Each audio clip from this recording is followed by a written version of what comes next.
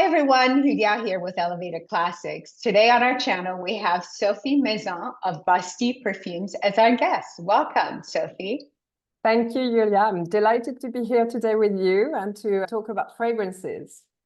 Our favorite subject. Let's start with a little background story. Tell us a little bit about your personal background and how you became the CEO of Busty Perfumes. A little bit of my background. So I had a very traditional corporate career up until a few years ago. Since I was a little girl, I've always been fascinated by fashion, by design, by perfume, or everything that required the craftsmanship in some ways. So I really wanted to work within that industry as a whole. It took me some time to figure out how initially, because my dream would have been to be more creative in the sense of being a designer, but I had actually not really that talent. So I had to figure out that probably marketing would be the best way for me to approach this type of industry and to be able to work with people that had actually a lot more creativity than myself. So I started my career at Bourjois more than nearly 25 years ago. That doesn't make us younger, but in Paris. And I started as a brand manager on fragrances for Bourjois. And then I had the opportunity to move on to Chanel because at the time it was part of the same group. So I worked for Chanel for a few years where I had the opportunity to work on the fragrances, on the development of half of the portfolio of the fragrances. So I was in charge of the fragrances that were not in the iconic shaped bottle. So what they used to call the new territories, such as Chance, Allure, and all the men's lines. And that's how I continued to develop my love for fragrances.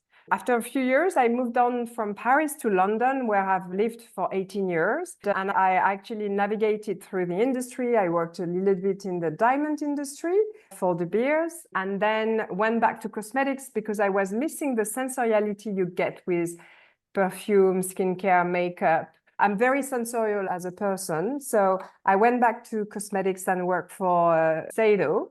After that, a few years for Huda Beauty. And that's when I actually decided that I was approaching maybe midlife in terms of career. And I thought, okay, do I want to pursue my career in corporate, or do I want to do something more personal and actually apply all the skills that I actually learned during my corporate journey into something more personal? And that's when I took the decision to actually leave my corporate job at Huda Beauty. And initially, I wanted to launch my own fragrance brand. And from one thing to another, I met the founder of Bastille, and she wanted to move on from her brand. And I really found that Bastille had a lot of values that resonated with me and what I wanted to do. So I decided to acquire the brand. And that's how I became CEO of the brand. And now I've got a business partner who works with me on the development of Bastille in France and across the world. That's in maybe a few words or too many words how I became the CEO of Bastille. Can you tell us a little bit about Busty? Can you describe what kind of a niche brand it is and how it fits in the marketplace right now? Does it fill a gap, or is it a unique category of its own? So Bastille has been launched back in early 2020, I would say, so during the COVID years. At that time, it was really positioned as the natural fragrance brand, which we still are. You can only call a perfume natural if you have 95% of natural ingredient into the formula. Any less than that, you cannot claim that you are natural. And at the time, you had very few brands that were really transparent, really naturally driven and sustainable. At the time, a few years ago, there were not that many initiatives in the perfume industry around that. So initially, the values of Bastille are really around naturality, transparency, and sustainability. And because we are called Bastille, this idea was to bring a little bit the revolution within the world of perfumery and make things a little bit differently. The one thing that I wanted to add into this, if we may use a marketing word like a brand platform, is I wanted to bring more emotion into the brand in the sense that for me, it was missing a little bit of creativity and emotion. So that's why when we talk about Bastille, for me, obviously you've got this idea of revolution that comes to your mind immediately because it's the 14th of July, is the storming of the Bastille, and that's the DNA of the brand. But at the same time, when you think about what it brought to the French people, it brought freedom, freedom to say what they wanted, freedom to move away from monarchy, to become a republic and all of that. And I thought this positive idea of freedom, of liberty that I wanted to really push into the brand. And this is what we are trying to do. So that comes through, obviously, the stories and how we tell the stories, the fragrances and how we create them,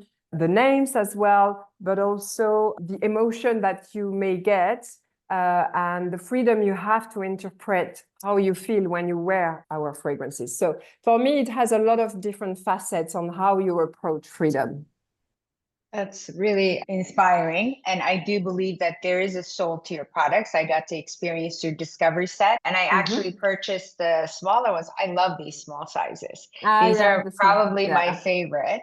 So yeah, definitely there's a soul to it. Can you walk us through your creative process? What does your fragrance creation workflow look like now? Really, we have no rule. It's not like I have, sometimes I will have an inspiration and I will already have a kind of idea. And sometimes I will really give total freedom to the fragrance perfumer we work with. But if I take an example, when I took over Bastille, I really wanted to launch this fragrance that would be anchored in the DNA of the brand. And that's how we launched 14 Juillet, so 14th of July. And the idea in this, when I gave the brief to the perfumer, is that I wanted to encapsulate in a bottle that spirit of the 14th of July. And it was fascinating because we had several perfumers working on that brief. But actually, Maeve, who at the end got really convinced me, she managed to capture this idea of fireworks with this unique smoky accord. And I had never smelled something like that before. And in addition to the vanilla, and you had this smoky gourmand, which for me is really what I experienced during the 14th of July, because usually it's a nice summer day, you're on an outing with your family, especially as a kid. You may go to attraction parks and things like that. And in the evening, you've got the big fireworks. So you've got all these notes just captured in that bottle. So for this one, for instance, I had some kind of an idea of what I wanted. And sometimes I'm just totally open, and I may want to have a focus on an ingredient. At the moment, we are trying to develop another range, and we are looking maybe at ingredients we have not used yet and how we can maybe bring them to complement the range we have already. So maybe a slightly different approach with what will follow at Bastille. So this is good to hear. So you have flexibility and you follow your own spirit and where you want to take the company. Now you work with IFF to develop your perfumes. How do you maintain creative independence when working with I know they're one of the world's largest fragrance manufacturers, and you're rather a small niche brand. Like, how do you create that independence working with them? So it's really interesting because IFF really enjoy working with the small creative brands, because what is at stake is not the same than when you work for a L'Oreal or a Coty, where you are talking blockbusters, so there are big dollars being involved in the process. They do a lot of tests, they do a lot of evaluation.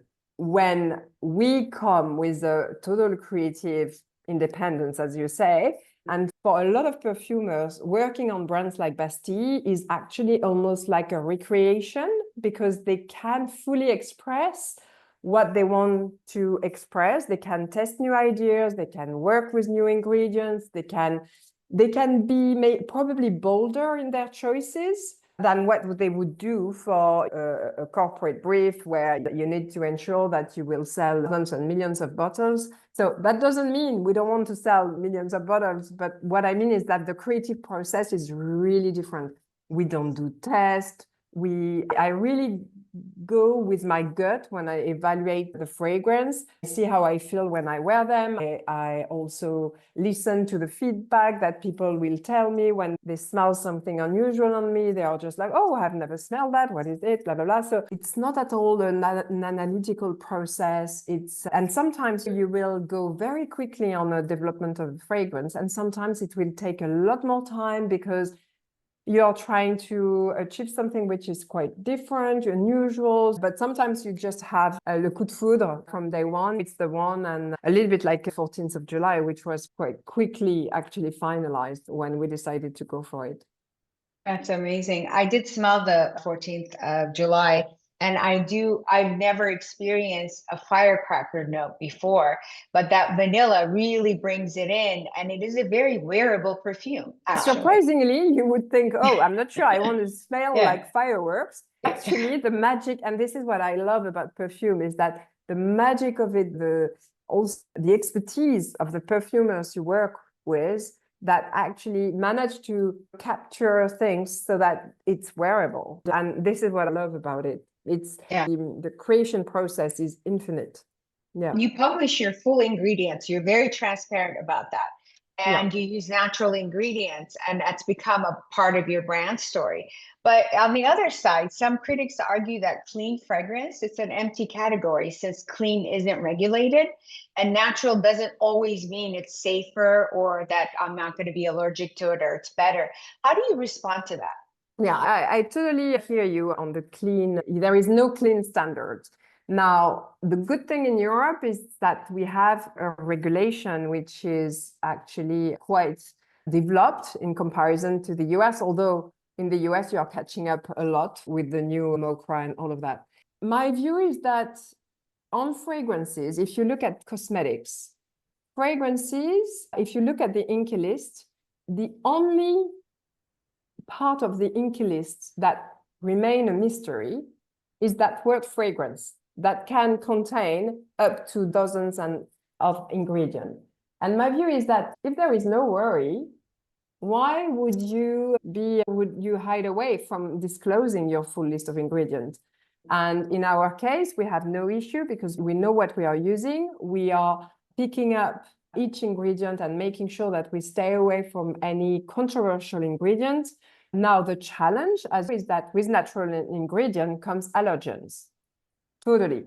And yes, 2% more or less of the population can be allergic to some of those ingredients. And it's true that you can't be 100% perfect. So our choice was really to go back to natural ingredients in fragrance. And that means that probably 2% of the population, sadly, cannot use ours, but the rest of the population can.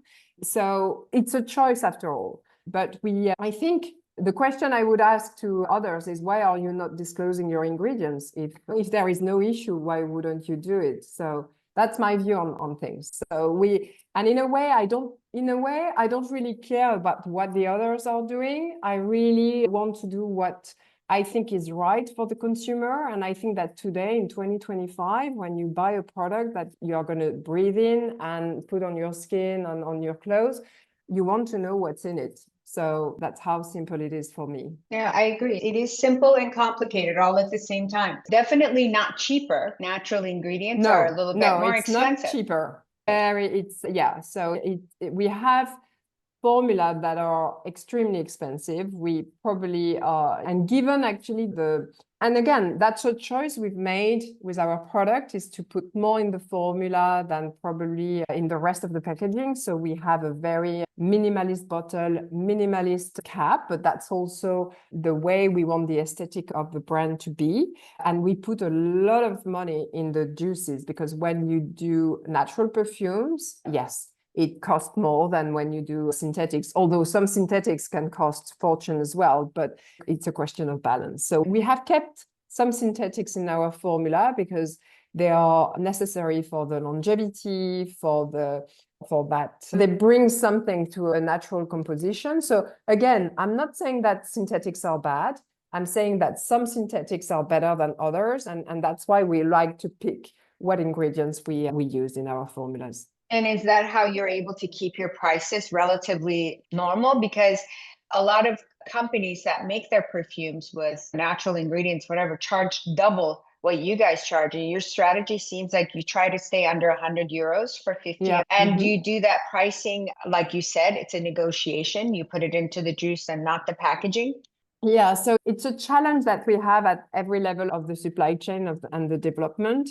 We are trying to be as careful as with the packaging choices we make. We challenge, of course, IFF and our perfumer on our formulas, but at the end of the day, the juice needs to be right, and we need to fit within a certain criteria to continue to be able to say that our range is natural. We may evolve in the future slightly on things, but at the moment we want to make our perfume also accessible to people. Why would people not be able to have natural perfume at a reasonable price?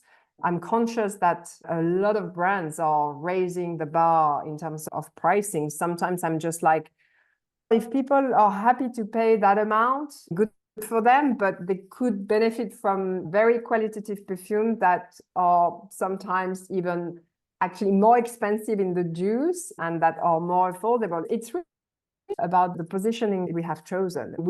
And when you're called Bastille, you are almost like a people brand. We are not a happy few brand. We are a brand that is meant to speak to people. And so if we cannot be accessible, then for me, there would be something that doesn't resonate with the brand anymore. Yeah, it would conflict with the brand's ethos for sure. When you speak about supply chain and sustainability, do you consider incorporating a refill system or perhaps even moving production in-house where you actually produce your perfumes and not use IFF? So you have full control. So actually, let me answer your question in twofold. Refillable system, we are looking into it. The thing is, at the moment, when you really look at the consumption habit of people, very few people buy refills. And for us, it has a lot of consequences because when you actually move from a non-refillable system to a refillable system, you double the amount of SKUs you're dealing with. So it creates quite a lot of complexity in the supply chain. And that's something we are very careful about because at the end of the day, you don't want to develop SKUs that then are going to sit and not be used. So it's something we are looking into, but it's not as easy as it sounds, but definitely something which is on the map. And then regarding IFF, actually, I'm not a perfumer myself. While I would have loved to be a perfumer, I'm not. So I still require the expertise of perfumers. And yes, that would be a dream at some point to be able to recruit a creative perfumer that would work in-house. Now, I also love the fact that I'm able to work with different perfumers with different sensibility, with different creativity. So that also nurture the kind of energy you can bring to the brand and the renewal spirit you can bring to the brand. So step by step, I think those are really important choices, but we are not ready yet to move to an in-house creative process with a dedicated perfumer. I understand. What is your current distribution priorities? Are you focused on building direct-to-consumer business or are you scaling through retail partners? So at the moment, we are trying to scale through retailers because at some point you need that visibility in store. And although we have a very great tool that you mentioned earlier for DTC, which is the little discovery set that enables you to discover the full range and then decide which perfume you prefer. I still think, yes, you need to experience fragrances. It's a sensorial experience. The physicality of the product is important. So we are focusing on scaling with retailers. The US are actually a big focus, and we are delighted to have launched last year in November with Credo, because for us, it's really where we want it to be. I had been in discussion with Annie for more than 2 years on the topic, so it was really for us a great achievement, and we couldn't hope for a better partner. So the US are definitely on the map, and we are looking at China as well. China is really opening up to fragrances. We've been in the process of registering the products. That requires a little bit of time, and we are looking at bringing Bastille there. Europe is one of our biggest markets as a whole. And where we are the most developed in terms of DTC is obviously France, because we ship from France as well. So it's very easy for us to continue to develop, become strong with DTC in France. Yeah, that makes sense. Do you plan on opening a flagship store in Paris? I would love to, but not for the moment. It's too early in the process. But yeah, that would make sense as well at some point to have a location that would enable us to fully translate the brand, the retail experience, and what we stand for. It has a lot of benefits. Now, economically speaking, it needs to work for the brand. It's a lot of CapEx investment. You need to have the staff. So it's almost like a project in itself. So For sure. Yeah. we will do it when it's the right time for the brand. Yes. Then you become a secondary business. Retail becomes Exactly. Then you have your own retail. So it's another story as well. So how do you guys market Bastille? Do you guys use social media? Do you do advertising? How do you get the word of mouth out? What is your marketing strategy? Yeah, on social media, we have our Instagram account and we do some digital advertising. Yeah, mainly it's social media and digital marketing driven. We also rely on influencers that reach out to us or we reach out to them, ones that actually really connect with the brand, or fragrance lover that want to explore new brands they haven't explored. But we don't do anyway, as a small brand, so we cannot rely on huge marketing budgets. So we also rely on word of mouth of consumers to actually speak about the discovery they've done and so forth and so on. But yeah. Okay, so do you attend any big shows and do you have any coming up for the next year? Yeah, so we usually do the big trade shows that comes every year in Perfumery. Cannes is coming up early October. It is already mapped for next year.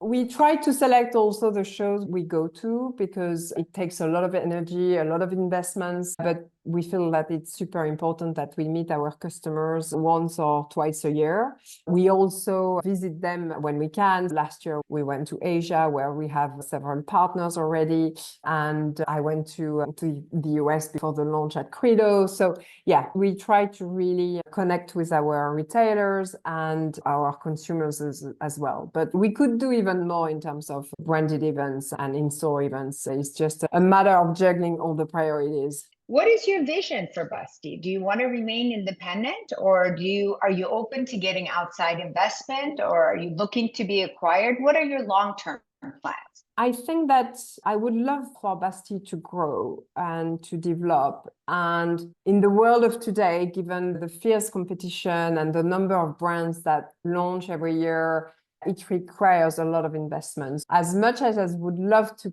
remain fully independent, I don't think, unless I had more money on my bank account, I would be very happy to inject more myself. But that's not the case. I'm open to external investment. And I think you need cash to be able to fuel the growth, develop, do the right things at the right moment. And at some point, if the brand would interest someone to be acquired, I would feel actually really proud of it, because that would mean that Bastille resonates within the market and could be a great addition to someone's portfolio. One thing I want to mention is I'm not doing Bastille for my ego. Some people, it's really about their ego. And for me, I want Bastille to be in the hands of people. In a way, why would it belong to me? It doesn't really belong to me. Bastille is for everyone. So that's why I'm pretty open. And I don't know where the world will go with Bastille, but I'm hoping the brand will grow and will stay on. And we all know it takes time and money to build a brand that is long lasting. It's a journey of resilience as an entrepreneur. Absolutely. And you guys are babies in the timeline of fragrance companies around you. You guys are babies. So you just literally started. Yeah. Yeah. Now you inherited the scent profile, the portfolio that came with it. I know you added 14th July. Are there perfumes or scents that you don't really love in your current portfolio that you might reformulate or discontinue? So far, we've kept all fragrances because I felt they all had a role to play within the range. Now, after a few years living with them, some of them are really selling better than others. We have two strong bestsellers. One of them is Pleine Lune, which is a beautiful floral with tuberose and which is the one you show with tuberose. And we like when we create fragrance at Bastille to have a main ingredient and to twist it with something unexpected. And in the case of Pleine Lune, you've got tuberose and then you've got a hint of matcha tea, and that gives it something very special.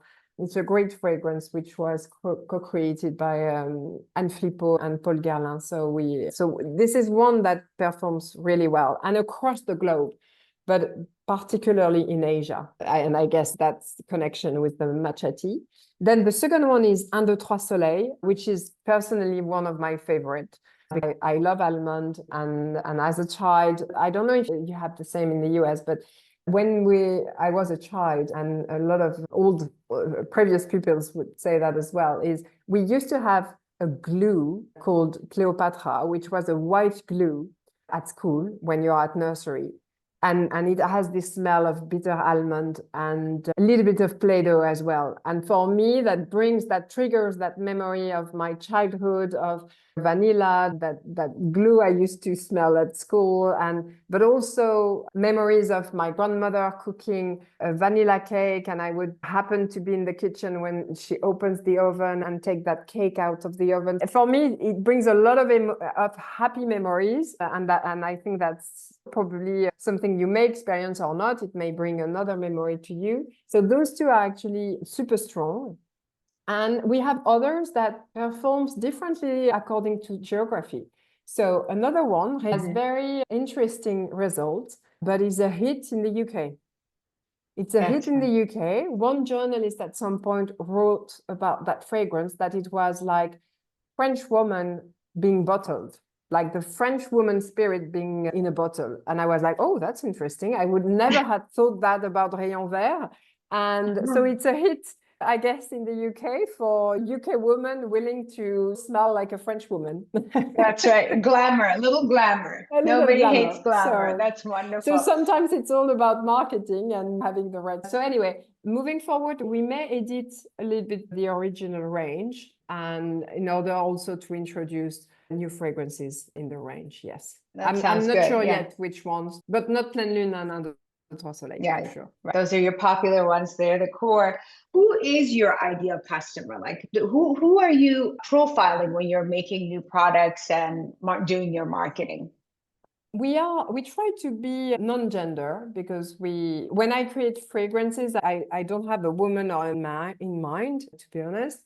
It's true that within the range, there are fragrances that will, particularly, please more women than men. But for instance, we have Bataille within the range, which is more like a woody fragrances. And that one actually has a core fan group of men and women. For me, I feel like it's more masculine, but that's my view, that's my interpretation. So we try to be a non-gender, but if I'm truly honest, we tend to skew more to women between 25 to 45, women that are actually really looking at having an original and a creative sillage in terms of choice of perfumes, but also people who want to stand out, express their singularity, and who pay attention to what they use in terms of products. So usually that's why I was talking about Credo earlier. Obviously, Credo has their name known for clean formula with all the challenge we know about clean standards. But anyway, so people who pay attention to their choice in makeup, in skincare, and as a consequences in fragrances. So that's usually why in our distribution, we've got an interesting mix in terms of distribution, because we play very well in clean fragrance stores or clean stores in general, natural stores as well, eco-concept stores as well, who have a strong focus on sustainability. But we also do very well in the traditional niche perfume shop, because we bring something different with our natural positioning. So it's quite interesting to see that we have a mixed profile of consumers, but I would say it's mostly women between 25 and 45. I can see that, because when I wasn't very familiar, I had never smelled your perfumes until I got the Discovery set.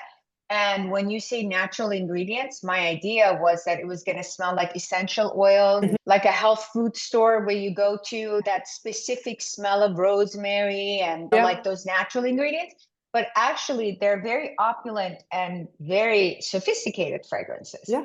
Yeah, So I could see that. Honestly, if we didn't put natural on it, you wouldn't, and you wouldn't know. You would, and this is what I like about it, is that we can. It's not aromatherapy or, as you say, essential oils that have no sophistication. They are proper fine fragrances, but on top of that, they are 95% of natural ingredients. Thank you so much for making time for us and teaching us a little bit more about Bastille. And I love it. So I wanted to make sure that our readers and followers also got to know you and meet you and know the brand and know the story behind the brand, because we don't just care about the perfumes we wear. You can buy perfume anywhere.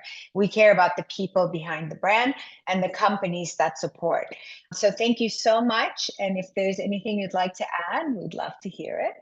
No, but thank you so much for having me. I'm delighted if everyone who will watch the video will know more about Bastille. But if people have one thing to recall about Bastille, is that we want to really bring something different to the industry and to bring freedom in bottles to everyone, so that they can create their own stories and bring to light their emotions. Perfect. Thank you so much. Thank you, Julia. Bye. Thank you. Have a good day. Bye. Bye.